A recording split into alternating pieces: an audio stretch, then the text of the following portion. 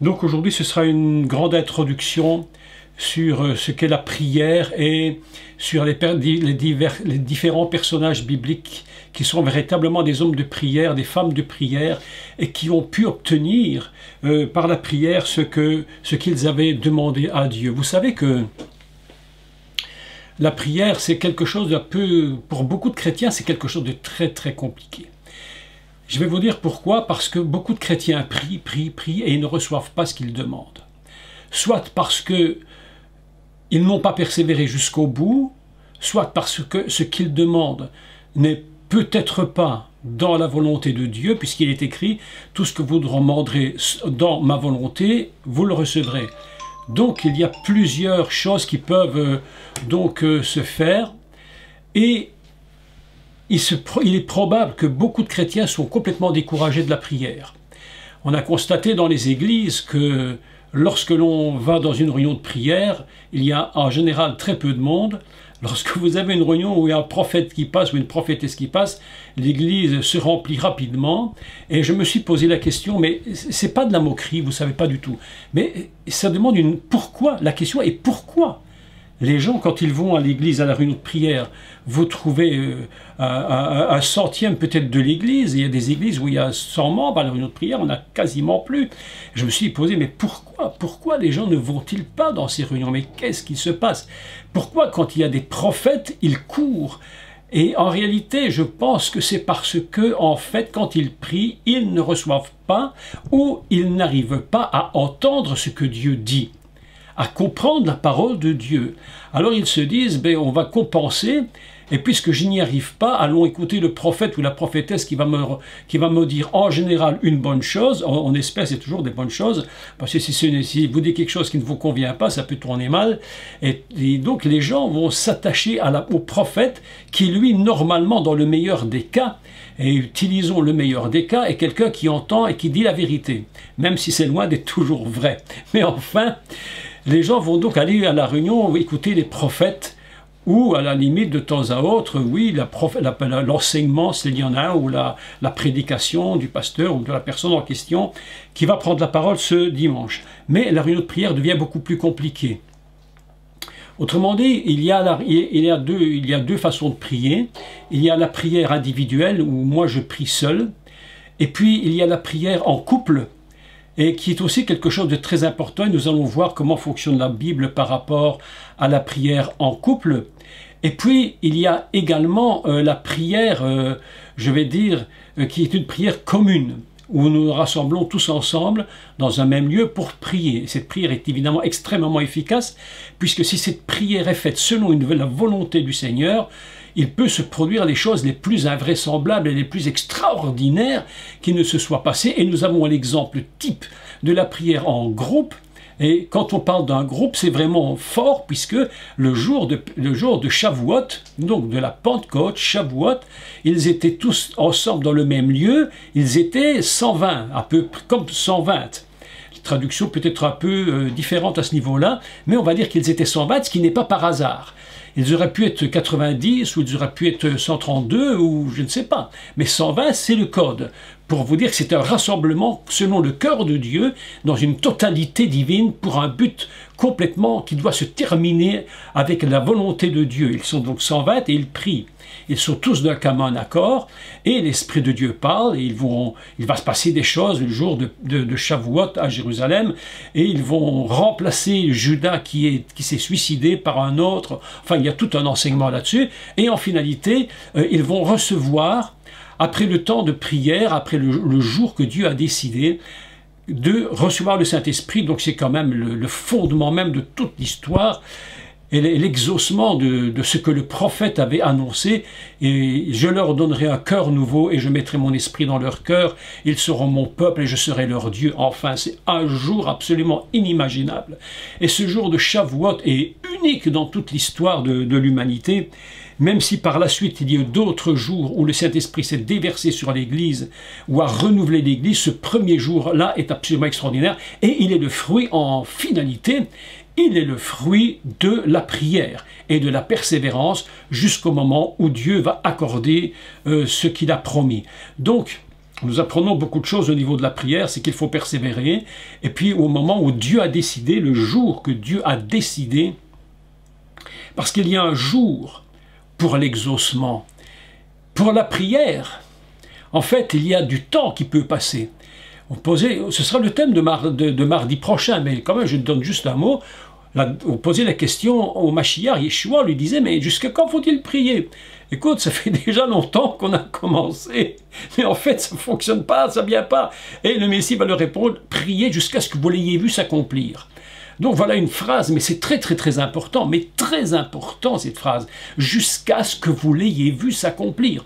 Autrement dit, la prière persévérante, c'est une prière qui ne peut pas s'arrêter. Même si chaque semaine vous faites une prière, elle va s'additionner à l'autre, elles ne font pas que 10 000 prières, elles n'en font qu'une seule qui se globalise dans la notion de la totalité, c'est-à-dire 120. C'est très surprenant parce que cette totalité de la prière jusqu'à l'exaucement, c'est comme, écoutez, c'est un peu étrange ce que je vais dire, mais essayez de le comprendre dans le sens où je l'explique, c'est comme s'il y avait à chaque fois un temps de Shavuot, où la totalité est complètement remplie. Je me dis, mais mon Dieu, mais il y a des prières, mes amis, je vous affirme, je les prie depuis 50 ans, plus que 50 ans, et je ne les ai pas encore vues, mais à chaque fois que je refais cette prière ou cette aspiration de mon cœur, ce n'est pas une nouvelle parce que j'ai annulé la précédente. C'est un ajout jusqu'à ce que la totalité soit acquise, où Dieu dira maintenant c'est le moment. Donc nous allons reparler. Bon, j'arrête là-dessus, autrement on va faire le cours de la semaine prochaine aujourd'hui et ce n'est pas nécessaire. Donc j'arrête tout de suite là en introduction et nous allons aujourd'hui parler de la prière selon les personnages de la Bible et alors selon des codes de Torah, des codes bibliques absolument, mais phénoménales. Donc, nous allons aujourd'hui commencer par expliquer une chose très importante. Et il y a un verset, le seul et unique verset. Je vous l'ai envoyé d'ailleurs, je vous l'ai envoyé par email ce matin, j'espère que vous l'avez tous reçu, que vous avez pu le télécharger ou le copier. Sinon, je vous le montre maintenant. Et c'est le psaume 21, au verset 8, si je ne me trompe. Psaume 21, verset 8, c'est ça. C'est le seul et unique verset de toute la Bible. Il n'y en a pas un autre. Je ne parle pas des mots. Les mots, je vais vous les expliquer après cela, mais c'est le seul et unique verset de toute la Bible qui contient une valeur identique au mot prière. C'est surprenant. Donc le mot prière en hébreu se dit tefila. Et tefila, c'est un mot qui a un sens d'ailleurs dans une conjugaison hébraïque qui veut dire se faire à soi-même. Se faire à soi-même. Se faire à soi-même. Quand je prie, la prière, c'est qu'est-ce que la prière? C'est pas seulement dire Seigneur, je viens vers toi, je me tiens dans ta présence, mais je viens vers toi parce que je me fais à moi-même quelque chose. Donc c'est déjà une idée un peu différente de ce qu'on a l'habitude de faire. Et je veux citer mon ami Daniel Stein, d'ailleurs, que nous n'avons plus depuis un moment, mais je cite parce que vraiment il a dit une très belle chose sur la prière. Il a dit, pour beaucoup de chrétiens qui prient, ils vont faire leurs courses au supermarché. Enfin, je paraphrase peut-être un peu la phrase, mais enfin c'est un peu ce qu'il a dit. Ils vont faire leurs courses. Seigneur, je viens devant toi, j'ai besoin d'un kilo de poireaux, j'ai besoin de 3 poids de petits pois, et j'ai besoin j'ai besoin d'un beefsteak, et je fais ma commande. Et puis quand j'ai fait ma commande, ben, s'il te plaît, paye-moi, et surtout, il ne faut pas que je paye. Parce que payer, vous savez, les gens n'aiment pas quand on... Les chrétiens, c'est bizarre. Il y a des chrétiens qui ne comprennent pas que tout n'est pas gratuit dans l'Église. Le salut est gratuit, le pardon des péchés est gratuit. Mais pour le reste, je vous dis qu'il faut payer un prix. Et la prière, c'est un prix à payer. La prière est souvent, pour beaucoup d'entre nous, sauf exception, même pour moi à certains moments, la prière devient un sacrifice. Il va falloir que je sacrifie une part de mon temps et une part de ma vie. Si je ne fais pas par la force parfois. Vous savez que vous devez prier parfois en vous faisant violence.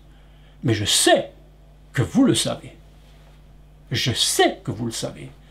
Parce que je vais vous dire ceci, nous sommes tous les mêmes. Ne croyez pas que le plus grand que vous avez vu, le plus grand nom sur la terre, n'est pas quelqu'un qui fait tout simplement. Il y a un prix à payer. Et parfois je me dis, mais Seigneur, aujourd'hui, j'ai pas envie de prier. J'ai pas envie. Et si je ne me fais pas violence, eh bien, il n'y a pas de sacrifice pour la prière. Et s'il n'y a pas un sacrifice, c'est toujours un prix à payer. Autrement dit, la prière et ce que tu vas demander à Dieu ou ce qu'il va te dire dépend du prix que tu payes. Si tu as décidé de ne pas prier, Dieu ne va pas dire avec un bâton, je te tape et tu vas absolument venir me prier. Dieu dit non, non, non, non, non, non, moi je te laisse libre. Tu comprends bien que je t'ai mis sur la terre avec cette liberté. Vous vous souvenez que j'ai expliqué que Dieu sépare. Oui, il sépare pour qu'on puisse choisir de l'aimer. La prière, elle vient d'un principe divin absolument fondamental, c'est le principe de la séparation. Au commencement, Dieu sépare, et parce qu'il sépare, j'ai le choix de prier ou de ne pas prier. Et parfois même, encore plus fort que ça, lorsque nous prions, c'est parce que nous aimons Dieu, mais parfois nous aimons Dieu, mais nous n'avons pas envie de prier. Non mais vous savez, l'être humain est très très compliqué, hein. On est tous très compliqués. Moi, je me dis parfois, bah, là, Jacques, t'es compliqué. Il faut un petit peu de simplifier ta petite vie, là, parce que franchement, là, tu commences à faire des gros soucis avec le Seigneur. Mais, à un moment donné, nous arrivons à un moment de notre vie où nous aimons la prière parce qu'on a découvert un secret dans la prière. Cette présence de Dieu dont nous ne pourrions pas nous séparer. Et nous avons besoin d'être avec lui, de lui dire quelque chose. Et il a besoin de nous. Je répète souvent les mêmes histoires, mais c'est parce que c'est aussi importante. Un jeune garçon disait à sa maman, c'était en Afrique, au Togo, lorsque nous étions au Togo, il disait à sa maman, tu sais maman, un petit garçon, une dizaine d'années, 10-11 ans, tout au plus, il disait à sa maman, tu sais, Dieu a besoin de Dieu, il lui manque quelque chose. Et sa maman était très fâchée contre lui, elle lui dit, mais non, Dieu, il ne peut rien lui manquer, Dieu est Dieu. Il dit, non, non maman, je t'assure, Dieu, il a besoin de quelque chose, il lui manque quelque chose. La maman s'est fâchée sur son petit garçon, puis elle lui a dit, mais qu'est-ce que tu racontes là, qu'est-ce que tu racontes? Il lui a dit, mais Dieu a besoin qu'on l'aime. Il a un manque si nous ne l'aimons pas. Donc la prière, c'est cette capacité d'aller vers lui parce que nous l'aimons. Et j'ai constaté que nous aimons Dieu, mais parfois nous n'avons pas envie de payer le prix. Donc, il faut d'abord que nous sachions les grands principes de la prière. Et je vous disais que le psaume 21 au verset 8 est le psaume absolument unique, l'unique verset. Alors, avant de le lire et de l'expliquer, le mot tefila, hein, c'est le mot prière en hébreu, et sa valeur numérique. Je préfère toujours dire le poids du mot, parce que parfois des gens sur Internet sont en train de me prendre la tête là, en disant ouais, tu racontes des histoires, tu fais des calculs, pati, pala, t'es un mauvais kabbaliste, enfin tout ce qu'on peut raconter. Alors je préfère me retirer de ça. Et puis, je préfère parler des poids des mots, parce que les mots ont des poids. Et il faut les mettre dans une balance pour les équilibrer les uns avec les autres. Et le mot tefila, il y a deux façons de l'écrire, évidemment. Une façon d'écrire avec un yud, le petit yud qui se met pour le i, et une façon de l'écrire sans le yud. Lorsqu'on regarde dans un dictionnaire, en général, le mot tefila, et dans les commentaires rabbiniques, le calcul du mot tefila se fait avec les 4 lettres, le tav, le P, le Lamed et le He. Et cette valeur-là, elle est de 515. Nous avons un mot qui vaut 515, le mot tefila. Et le seul verset qui a une valeur de 515, mais l'unique verset de toute la Bible, c'est le psaume 21 et verset 8. Et nous allons le lire en français, puis nous allons le voir en hébreu et un peu expliquer quel est le poids de la prière. D'accord? Donc nous lisons ensemble, si vous voulez bien, le psaume 21 et au verset 8, et nous allons voir quelque chose de très important concernant l'idée qu'on peut se faire de la prière selon le poids du mot. Donc, lorsque nous lisons ce verset, et lisons-le maintenant, le roi se confie en l'Éternel et par la bonté ou par la miséricorde, on peut choisir bonté ou miséricorde, la traduction est identique, je choisis par la miséricorde moi, du Très-Haut, il ne chancelle pas. Voilà un mot, je vais le partager avec vous sur l'écran. Petite seconde, voilà. Alors, le mot tefila que vous avez ici, vous voyez, je vous le souligne. Tav, le P ou le Fé, le Lamed et le He, la valeur nous donne 515. D'accord? Lorsque vous voyez le verset, ici en dessous, le psaume 21, nous lisons « Ki ameler botear be Adonai » car le roi se confie en l'Éternel. Voilà un texte absolument extraordinaire. Ici, on parle du roi, c'est-à-dire le roi David. Il se confie en l'Éternel, ou évidemment, nous qui sommes dans la notion messianique, et la Torah, la Bible nous enseigne qu'il a fait de nous des rois et des sacrificateurs, car, si vous voulez, nous nous confions en l'Éternel, et la miséricorde du Très-Haut, Hu Beresed, le Chesed, c'est la miséricorde, Hu Beresed, et la miséricorde Helion du Très-Haut, Bal Imot, ne chancelle pas. Donc nous le relisons, et ça nous donne une idée de ce qu'est la prière, le poids de la prière, par rapport au mot tefila, la prière en hébreu, Ki hameler botear ba Adonai, ou beresed ha'elion bal imot. Ainsi, nous voyons que quand nous entrons dans la prière, la première chose que nous apprenons, la première chose que vous apprenez, c'est de savoir la valeur que vous-même vous avez devant Dieu.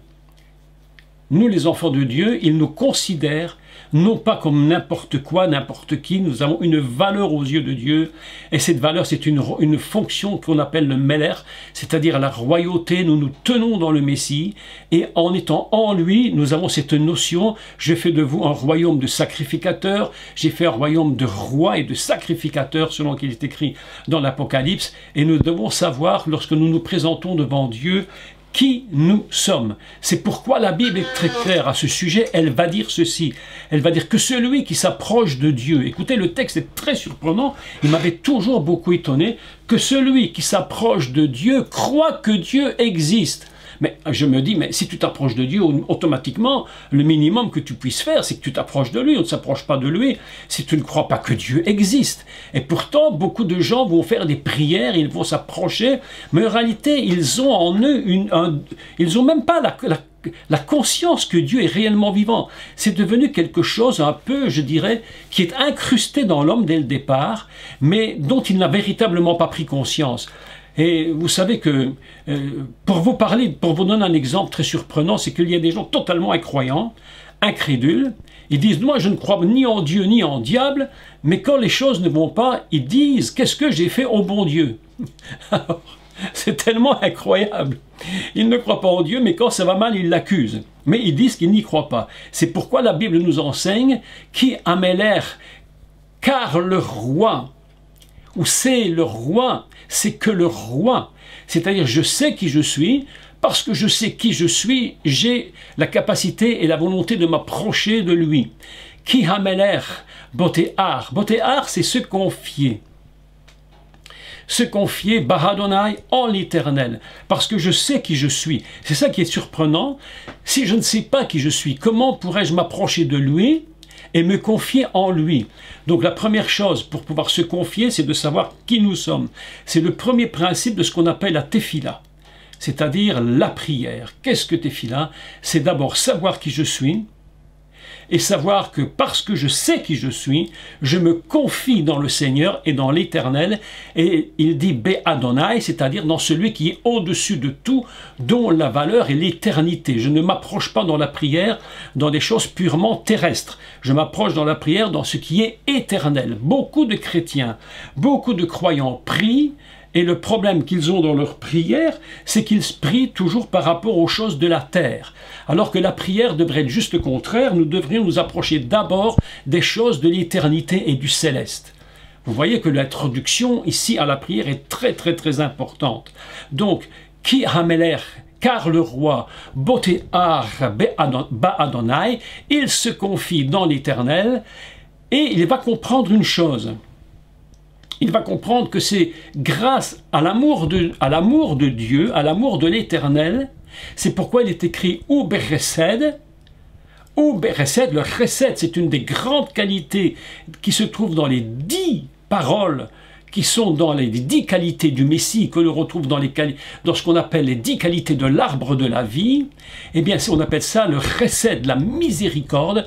Et la miséricorde, et vous allez voir ici, le texte est très important, Ha'elyon, c'est-à-dire du très haut, de celui qui est pour toujours.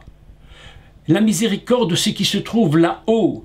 Je sais qui je suis, je me confie dans ce qui est la miséricorde qui est au niveau le plus haut. Parce que sinon, ma prière est une prière extrêmement basique et terrestre qui ne peut m'apporter que du terrestre. Et c'est pourquoi la prière que voulaient absolument des rois comme Nebuchadnezzar, ils voulaient qu'on se prosterne devant la statue, Belshazzar, et c'était des hommes de terre, des hommes mortels, et ils exigeaient qu'on se mette devant eux dans la prière, alors qu'ils ne pouvaient rien apporter du tout, ils n'étaient absolument pas de la dimension du divin. C'est pourquoi il est dit dans la prière que le roi se confie à l'Éternel, et la miséricorde d'en haut, du celui qui est en haut, Ba'imot ne peut pas changer, elle ne chancelle pas, elle est totalement stabilisée. Il y a une stabilité en Dieu. Qu'est-ce que ce texte nous dit? Que la prière doit nous amener dans une stabilité. C'est pourquoi le grand problème que le croyant peut avoir, c'est lorsqu'il n'est pas stable dans la prière.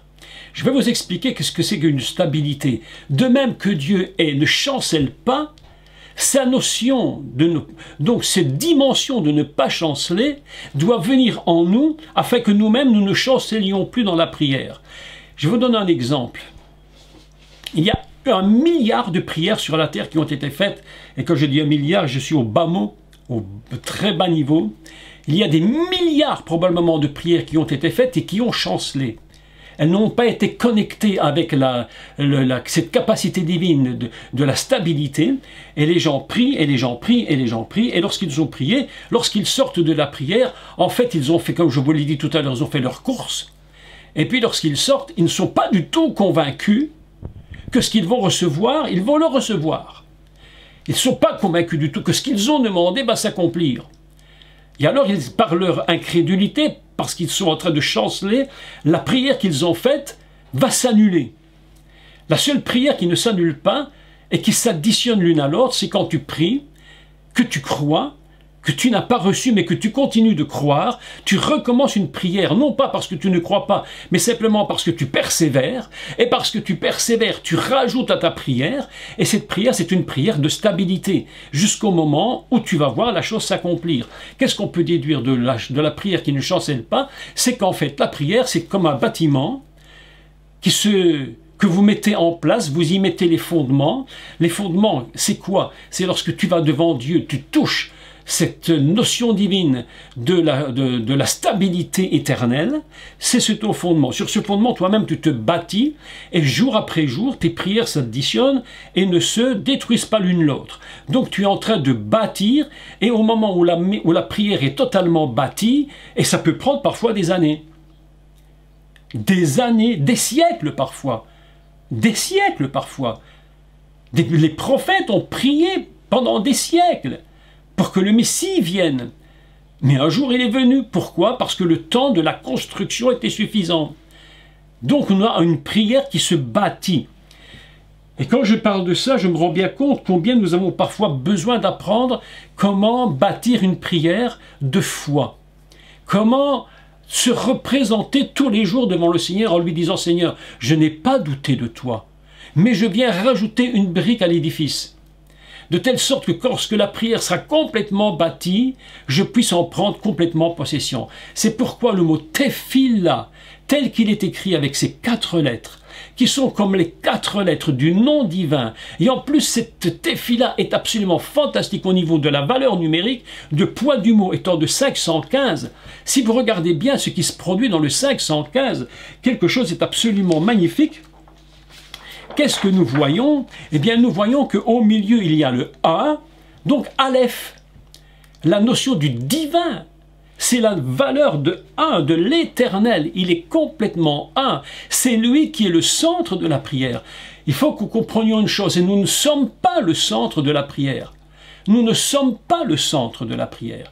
Il est le centre. C'est pourquoi il est dit que c'est la miséricorde du Très-Haut. Je me confie en l'Éternel, le un de tout l'univers. Et c'est pourquoi dans le 515, nous avons le 1 au milieu, et de chaque côté, très surprenant, 2 fois le même chiffre, le He et le He, comme dans le nom divin, comme dans le Adonai, le tétragramme Yud He Vav He. Et nous avons ainsi, comme le centre, et de chaque côté, nous avons 2 notions du nom divin qui sont ajoutées à la prière. Il y a le He d'en haut, si on peut l'expliquer ainsi, et le He d'en bas, selon qu'on nous explique que le nom de l'Éternel, c'est véritablement l'Esprit en haut et l'Esprit en bas, unis pour former cette unité divine. Ainsi, le Tefila 515, eh bien, elle va donner la puissance à la réalité de ce qui est le fondement même de la prière, c'est qui je suis, connaître qui est l'Éternel, savoir me confier parce que je sais qui je suis, et à partir de là, je sais que sa miséricorde, le chesed, celle du Très-Haut et non pas celle d'en bas, eh bien, c'est une notion qui ne peut absolument pas faillir. Donc, voilà un texte absolument merveilleux concernant donc la prière. Je voudrais aussi vous donner une deuxième notion que je n'ai pas écrite sur la feuille. Voilà. Une petite seconde, une deuxième notion concernant le 515, c'est l'union entre 2 personnes qui s'unissent pour produire un fondement divin. La prière, c'est lorsque 2 s'unissent. En prière, il n'y a jamais un, ça n'existe pas, un n'existe pas. En prière, c'est toujours 2. C'est 515, 1 et 5, 5. 5, 1, 5. Ça ne peut pas être autrement, il n'y a aucune possibilité autre. Vous constatez que les poids des mots et l'écriture du mot et sa valeur nous entraînent dans une dimension qui dépasse l'imagination. Je ne suis pas seulement en train de dire des mots en priant, je suis totalement lié avec l'Esprit du Céleste et mon esprit, nous sommes unis ensemble. Et l'union des 2, eh bien, elle est extraordinaire parce que il y a 2 personnages bibliques qui vont s'unir de façon surnaturelle. Un choix de Dieu absolument magnifique. C'est lorsque Yitzhak va rencontrer Rivka, Isaac et Rebecca. Isaac et Rebecca vont produire évidemment vont donner des enfants, et lorsqu'Isaac va et Rivka vont mettre au monde des enfants, Esav et Jacob, il va avoir quelque chose de miraculeux qui va se produire. Si vous prenez le mot de Yitzhak, sa valeur est de 208. Le poids de Yitzhak, 208. N'oubliez pas que c'est le fils qui était promis. Le fils de la promesse, 208, en réalité c'est 10. C'est-à-dire, c'est la notion du divin, mais complètement réalisée en lui. C'est pas un enfant qui est né par hasard. D'ailleurs, vous vous souvenez parfaitement, écoutez bien, parfaitement que lorsque Abraham a changé son nom et Sarah a changé le nom, ce sont les 2 He, 5 et 5, qui sont descendus. Au milieu se trouvait le 1, la volonté de Dieu. On a une image ici d'un Abraham en train de prier Dieu, dire, mais accorde-moi ce que tu m'as promis. C'est absolument mais incroyable.